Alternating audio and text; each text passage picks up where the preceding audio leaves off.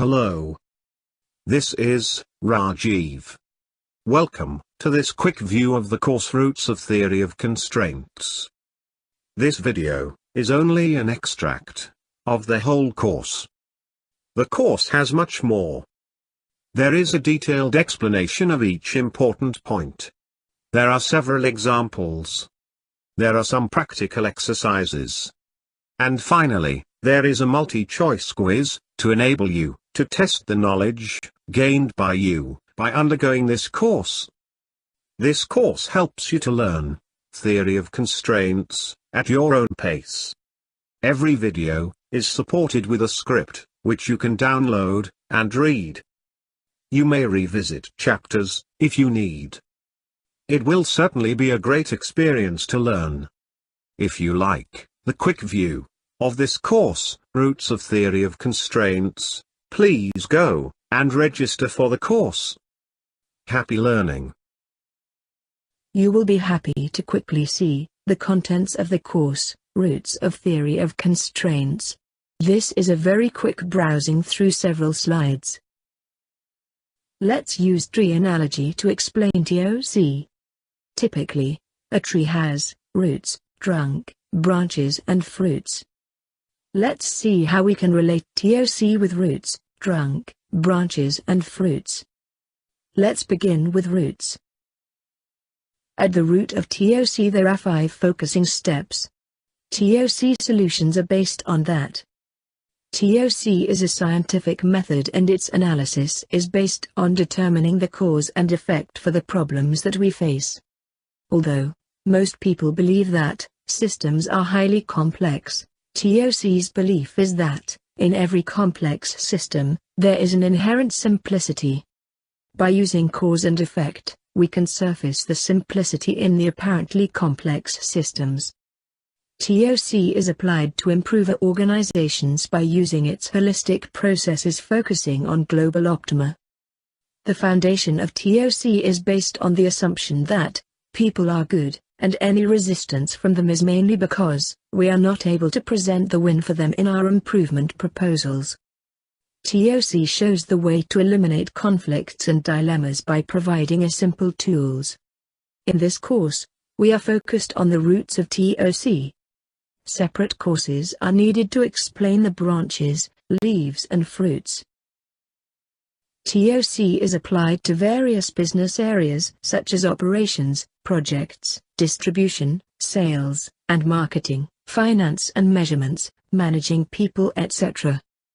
It provides a set of tools called thinking process for the purpose of analysis. The tool for developing strategy and tactics tree enable organizations to determine their ongoing improvement path. We can regard them as various branches of TOC tree. Now, let's look at the fruits that TOC tree gives.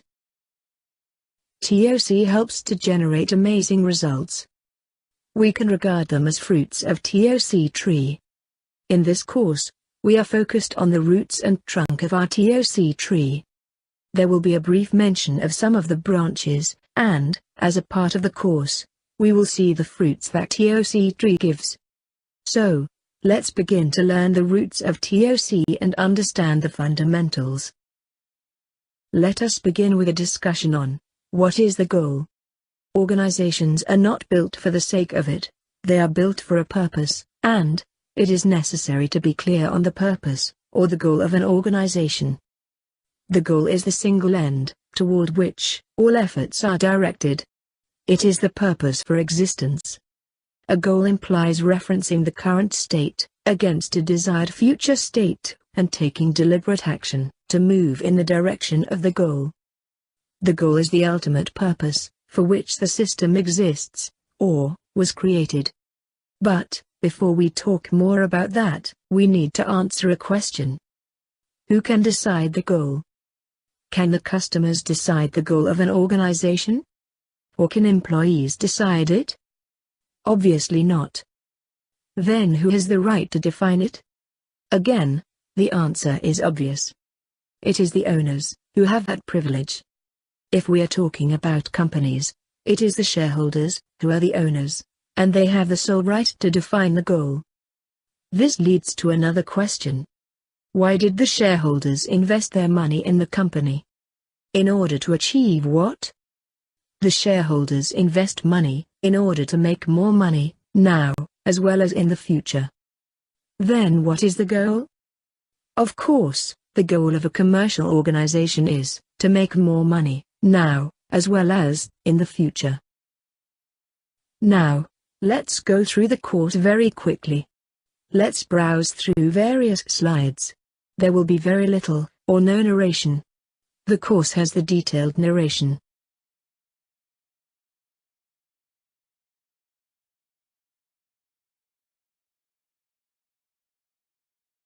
Performance measurements stem directly from the chosen goal. They are a direct result of the goal that you have chosen.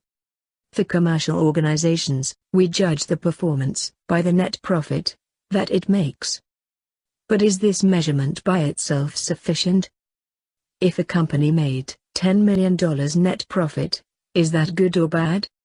For more information, enroll for the course. Net profit, ROI, and cash flow are the bottom line measurements.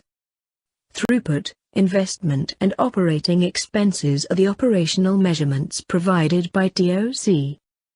We need a bridge between the bottom line measurements and decisions that we need to take on day-to-day basis. Operational measurements provide such a bridge between bottom line measurements and decision making. Let's have a very brief look at them. There is a detailed discussion in the course. Throughput is the rate at which the system generates money through sales. Investment is all the money the system invests in purchasing things the system intends to sell, or reserves the right to sell, someday, in the future. Operating expense is the money the organization spends in generating goal units. To summarize, throughput, investment and operating expense are the TOC measures that serve as bridge to bottom line measures by helping day-to-day decision. This is explained in detail in the course. So, what is blocking you from getting more of your goal? What is coming in the way that is inhibiting more net profit, ROI, and inventory? The answer is obvious. It is the weakest link. So, what is this weakest link about? How does it impact our goal? Let's find out. The constraint is the weakest link in an organization.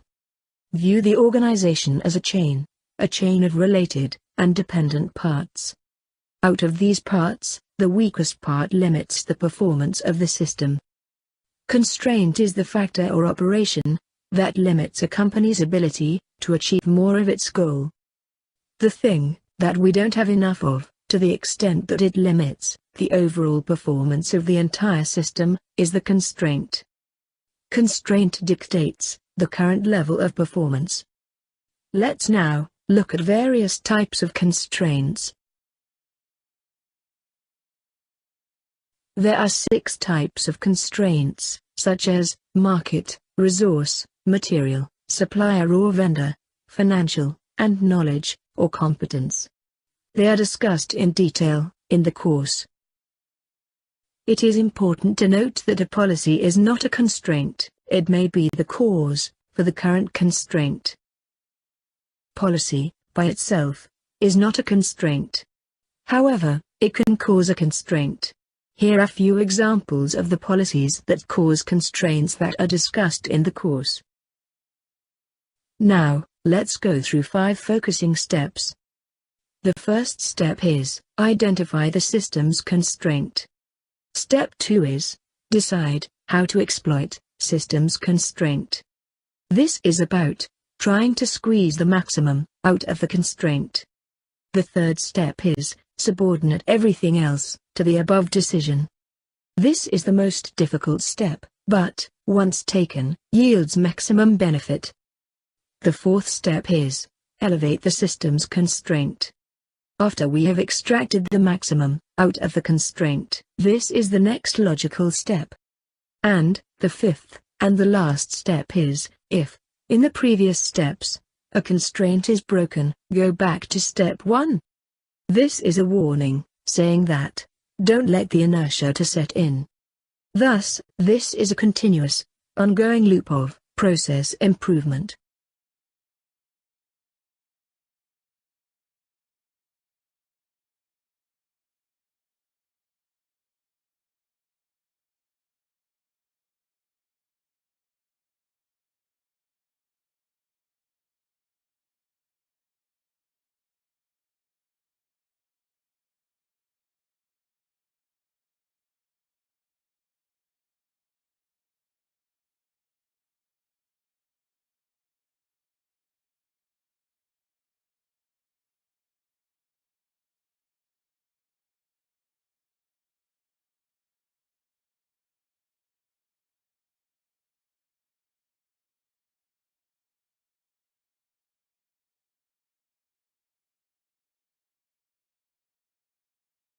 People often use terms like constraint, obstacle, and bottleneck interchangeably. However, they are not the same. Let's understand the differences. Here is an example to explain 5 focusing steps. The course explains it in detail.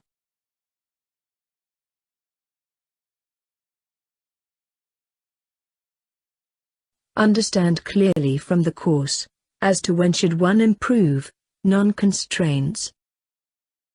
Let's summarize the 5 focusing steps.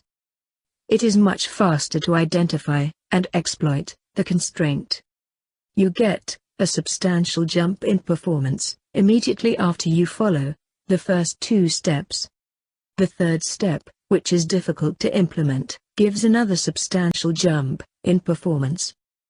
The step 4 leads you to handle much more business than what you could do with the current capacity, and the 5th step guarantees that you will continue to grow. These steps guarantee continuous improvement in business performance, and they are based on throughput as the main measurement. Because there is no limit to how much throughput can be increased, it is feasible to have the process of ongoing improvement working all the time, endlessly. The 5 focusing steps constitute a valid approach to effectively manage business systems. Is there a good solution to help businesses to bring about a radical business performance improvement, which, once built, can be capitalized on and then sustained? Can we really have waves after waves after waves of radical business performance improvement? Is TOC such a good solution? Before answering this question, let us understand what is really meant by good solution. Dr. Goldratt has already defined the criteria to judge whether a solution is good or bad, and it can be applied to any solution that anybody is proposing. Just apply the criteria and judge. Dr. Goldratt said, a solution is a good solution if it meets all of the following criteria.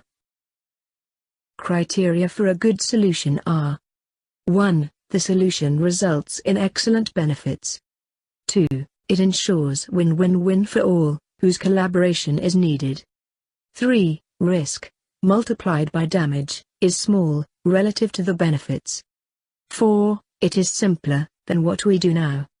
5. The sequence enables people to come on board, that is, any cluster of actions brings immediate, significant results. And 6. It does not self-destruct.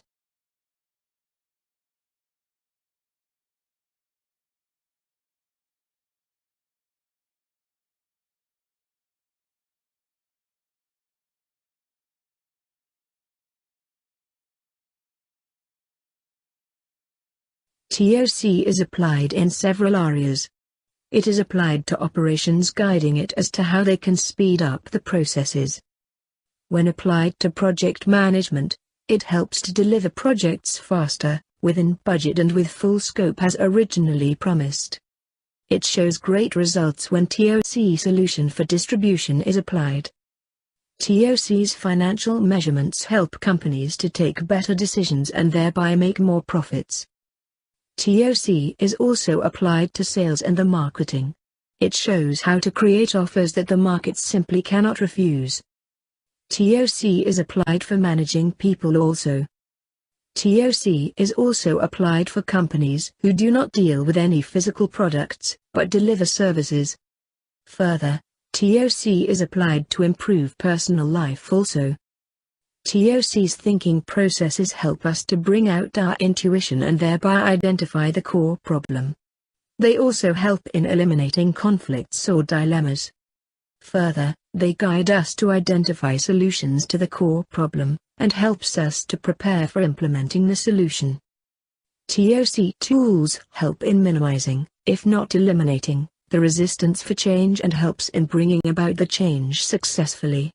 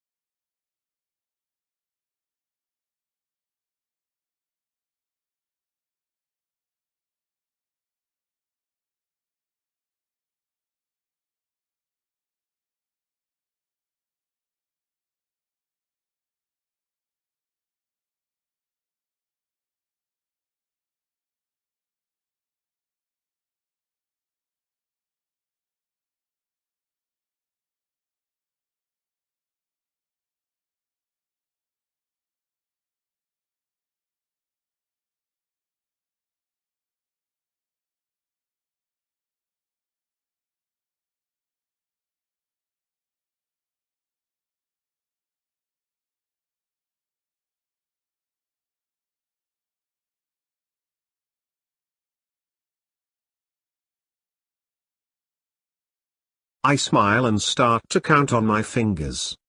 1. People are good. 2. Every conflict can be removed. 3. Every situation, no matter how complex it initially looks, is exceedingly simple. 4. Every situation can be substantially improved, even the sky is not the limit.